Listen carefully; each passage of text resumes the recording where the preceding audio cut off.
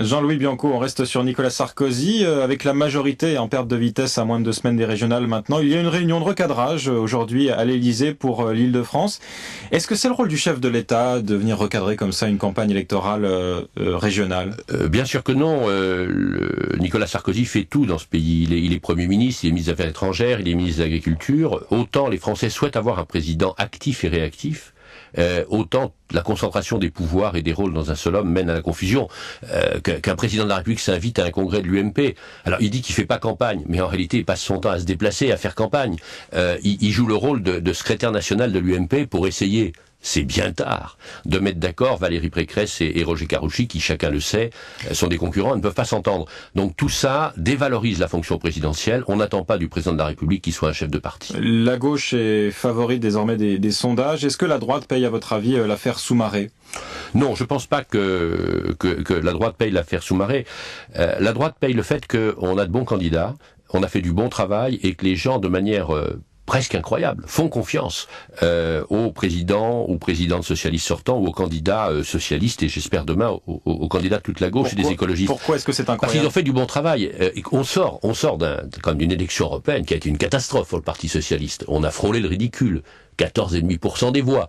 Du coup, d'ailleurs, Europe Écologie s'est vu pousser les ailes. Des écologistes. Oui, on sait qu'il y a un vote sanction à chaque élection de mi-mandat en France. Oui, mais les écologistes ont fait une bonne campagne. Ils sont d'ailleurs pas mal dans les sondages actuellement, et moi je ne m'en plains pas. Simplement, ce qui est frappant, c'est quand on demande aux gens comment jugez-vous le bilan de vos équipes sortantes, ils sont 60, 65, 70% à l'approuver.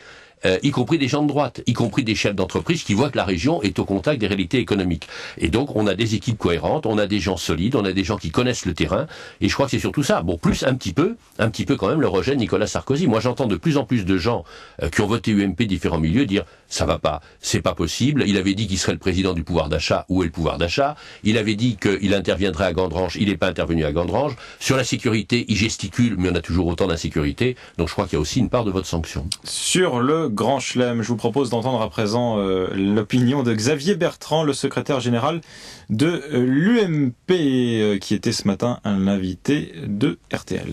On ne peut pas continuer comme ça dans les régions françaises gérées par le Parti socialiste. Vous savez, le Grand Chelem, c'était le pronostic de Madame Aubry, c'est à la fois imprudent et très arrogant. Et pour ma part, je crois plus au Grand Chelem de l'équipe de France de rugby qu'au Grand Chelem de Madame Aubry. Xavier Bertrand qui était sur France 2 ce matin. Alors, Grand Chelem pour l'équipe de rugby, mais pas pour l'équipe socialiste, Jean-Luc Bianco?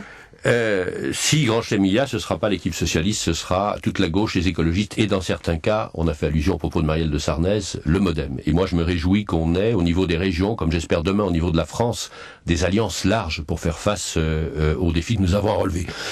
Je crois que c'est rien d'arrogant de dire que c'est possible, le Grand Chelem. C'est-à-dire que non seulement la gauche garde les 20 régions qu'elle administre, mais qu'elle en gagne 2 de plus. Ça n'a rien d'arrogant. Simplement, ça n'est pas joué, et c'est vrai qu'il faudrait pas que mes amis ou que les électeurs socialistes croient que c'est fait.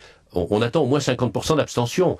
Nul n'est capable de dire, dans les 15 jours à peine qui nous séparent du premier tour de cette élection, qui va aller voter et qui ne va pas aller voter. Donc il y a encore un risque, une opportunité pour la droite, un risque pour la gauche, un risque pour les socialistes. Donc il faut que les gens aillent voter, d'abord c'est un devoir civique, et il faut que ceux qui veulent soutenir les socialistes aillent voter également pour que cette victoire soit une réalité et pas seulement un pronostic. Mais vous gardez les bras grands ouverts pour Marielle de Sarnez qui déclarait donc qu'elle excluait toute alliance avec l'UMP pour ces régionales, mais qu'en revanche c'était envisageable avec la gauche, dans certaines régions. Bien entendu, mais c'est aux régions, les élections régionales, j'enfonce une porte ouverte, ce sont des élections locales, ce sont des élections régionales. Donc c'est dans chaque région les têtes de file, donc les socialistes, qui doivent discuter avec tous les partenaires. Mais moi je considère comme tout à fait normal et comme tout à fait souhaitable que là où il y a un projet, parce qu'il faut que ce soit sur un projet, il ne s'agit pas simplement de faire 50%, qui est partagé, qui est dit devant la population, alors en effet, le MoDem sera le bienvenu. Jean-Luc Mélenchon pour le Front de Gauche, qui monte également dans les sondages, il est devant le NPA, parle d'une gauche raplapla, qui rumine immobile et qui regarde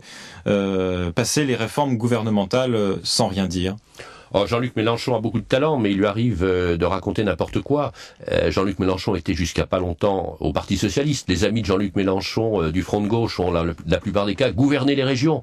Ils savent très bien qu'on s'est battu contre la casse des services publics, on s'est battu contre la privatisation de la Poste.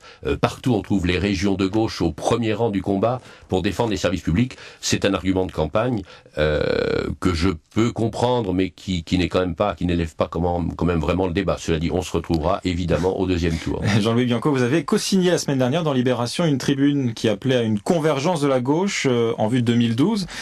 Au vu des régionales, de ce que vous venez de dire sur le front de gauche, c'est mal parti plutôt, non? Non, pas du tout. Je vous ai dit qu'on se retrouvera facilement au second tour. Là, on est dans une campagne de premier tour et ils cherchent à défendre leur part de marché, mais on se retrouvera facilement au second tour. Avec Georges Frêche également?